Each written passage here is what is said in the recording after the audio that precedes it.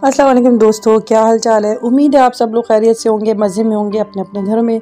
आज मैं आप लोगों को बहुत ज़बरदस्त सी रेसिपी बताने वाली हूँ, जो कि है बेसन की रोटियों की रेसिपी। ये नाश्ते में बना के आप खाएं, ये बहुत मुफीद होती है, बहुत फ़ायदेमंद होती है और ये आपकी वेट लॉस करने में आपके लिए मदद करती है। इसके अलावा शुगर, बीपी और हड्डियों की, स्किन की जितनी भी बीमारियाँ हैं, इन सबको ये कंट्रोल करती है और इसके और भी बहुत सारे बेशुमार फ़वाइद हैं।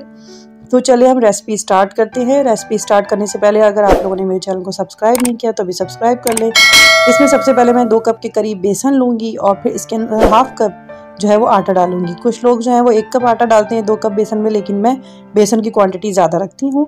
इसके अलावा 1 मीडियम साइज़ की मैं इसमें प्याज कट करके डालूँगी। नमक हस्बे ज़रूरत जो आप अपने टेस्ट के हिसाब से डालें। हाफ़ टेबल स्पून कुटी हुई मिर्च, 1 टेबल स्पून ज़ीरा और 1 टेबल स्पून के करीब साबुत कुटा हुआ धनिया। इसके अलावा इसके अंदर 2 टेबल स्पून या 1 टेबल स्पून के करीब, जो आप जितना ज़्यादा पसंद करते हैं ऑयल, इसमें 2 टेबल स्पून के करीब मैं ऐड करूँगी ऑयल। उसके अलावा फिर इसके अंदर चला जाएगा 1 टेबल स्पून के करीब पिसा हुआ लहसुन और हरी मिर्चें अपने टेस्ट के हिसाब से मैं इतना ही डालूँगी। आप अपने टेस्ट के हिसाब से हरी मिर्चें और हरा धनिया भी चाहें तो इसमें आप कट करके डाल सकते हैं। फिर आटे को इस तरह से मैं गूंद के इसे थोड़ी देर के लिए 15 मिनट के लिए रेस्ट देने के लिए रख दूंगी, ताकि आटा जो है 15 मिनट के बाद आप बनाएं तो बहुत अच्छी रोटी बनती है। रोटी को बेल के इस तरह से आपने फ्राई कर लेना है। ये देखें, मैं आपको इसको फास्ट फॉरवर्ड में मैं आप लोगों को दिखा रही हूँ कि रोटी आपने किस तरह से फ्राई करनी है। बहुत एहतियात से बेलना है, क्योंकि इसमें बेसन की क्वांटिटी ज़्यादा है, आटा मैंने इसमें कम यूज़ किया है। इस वजह से ये रोटी जो है बहुत जल्दी टूटती है। अगर आप इसमें आटे का रेशियो 1 कप करके डालेंगे, लेकिन मुझे बेसन का टेस्ट बहुत पसंद होता है, इसलिए मैं ज़्यादा इसमें रखती हूँ, आटा कम यूज़ करती हूँ। आप 1 कप के करीब आटा भी डाल सकते हैं ताकि ये रोटियाँ टूटे ना।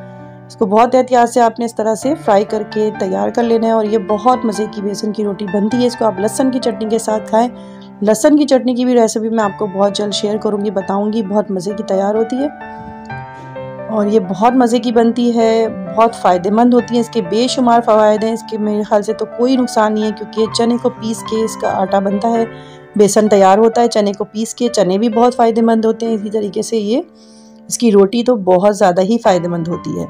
ठीक है, हड्डियों के दर्द की, जोड़ों के दर्द की बीमारियाँ अगर किसी को है, उनके लिए भी बहुत मुफीद है। और मुझे कमेंट में ज़रूर बताइएगा इस रोटी को आपने ट्राई किया, कैसी बनी और आपको इसके क्या फ़वाइद हासिल हुए। और मुझे आपके कमेंट का इंतज़ार रहेगा। फीडबैक ज़रूर दीजिएगा मुझे। जाते जाते मेरे चैनल को सब्सक्राइब कर लीजिएगा, ताकि आप लोगों को मेरी नई नई रेसिपीज़ मिलती रहें और नोटिफिकेशन में इंशाल्लाह नेक्स्ट रेसिपी के साथ हाजिर होंगी। तब तक के लिए अल्लाह हाफ़िज़, अपना ख्याल।